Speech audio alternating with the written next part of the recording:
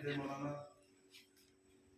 मैंने मौलाना को तकरीबन 10:30 बजे फ़ोन किया कोटा के अंदर, बल्कि जब मेरी माता से फ़ोन किया मैं आ रहा हूँ, मैं आपके पास क़याम करूँ। हज़रत आपका इस्तक़बाल है। मैंने मेहमान खाना खोल दिया, खाने का नज़्म कर दिया, लेकिन किसी दूसरे साथी का फ़ोन आ गया रात में उसके पास में कि नहीं क़याम घर पर ही करना, तो उन्होंने घर पर ही क़याम किया। फिर मैंने रात को 10:30 बजे तकरीबन फ़ोन किया, मुलाकात मिली ना, पता नहीं कितने मशगूल हैं। मौलाना ने कहा कि मैं आपके पास 10 मिनट के लिए मुलाकात के लिए ज़रूर आऊँ। तो मेरे पास मौलवी साहब का फिर तकरीबन 11 बजे फ़ोन आया, मैं आ रहा हूँ।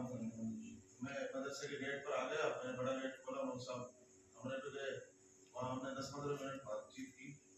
तो तकरीबन 11:40 में मैंने उनको रवाना कर दिया था कि आप जाइए, सुबह टिकट है चुके इधर शताब्दी से, सब कुछ बताया उन्होंने यहाँ के बारे में। तो चूँकि मौत को तो कोई टाल नहीं सकता, मेरे पास में ये 11:50 पर ये कोटा के अंदर ये हादसा हुआ।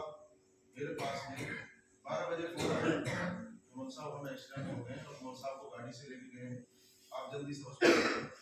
फ़ौरन मोटरसाइकिल लेके वहाँ पहुँचा हॉस्पिटल में, तो वहाँ मौलवी साहब इंतकाल करवा चुके थे।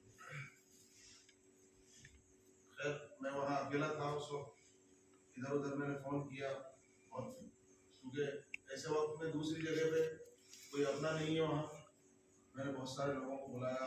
खैर हमने मौलाना को वहाँ फिर बहुत सारे लोग इकट्ठे हो गए माशाल्लाह। सुबह जो कागजी कार्रवाई थी वो पूरी हुई, लेकिन पोस्टमार्टम के नाम पर हमने कुछ भी नहीं करने दिया।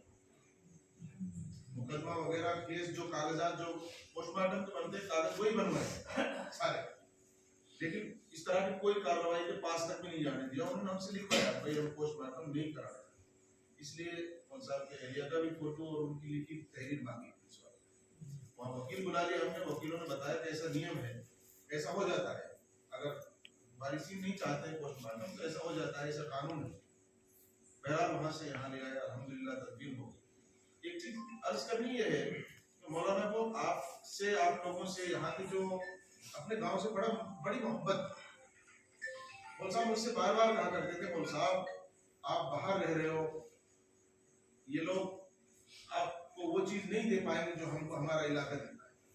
मैं अपनों के बीच में रह रहा हूँ, मुझे बड़ा फख्र और बड़ी खुशी महसूस होती है। तो अल्लाह का शुक्र है अल्हम्दुलिल्लाह, आप हजरात गाँव वाले जितने भी हैं, उन्होंने मौलाना का बहुत ही दिल की गहराइयों के साथ में मौलाना का अदब किया करते। अगर गांव के अंदर कोई नौजवान, किसी भी किस्म का कोई बच्चा हो, अगर कोई गलत काम कर रहा हो, मौलवी साहब किसी तरह से भी डांटते थे तो गांव वाले उसको बशासत के साथ में बर्दाश्त करते थे। ये बातें मैं इसलिए कह रहा हूँ, मौलवी साहब मुझे बताते थे, बाज़ दफा इलेक्शन का मौका आता तो मौलवी साहब पत्थर तक फेंकते थे, तो बच्चे डर की वजह से शर्म लिहाजा भाग जाते थे, लेकिन मौलवी साहब को किसी को जवाब देने की हिम्मत नहीं। तो अर्ज करना यह है, जिस तरह से आप हजरात ने मौलाना की मौजूदगी में मौलाना का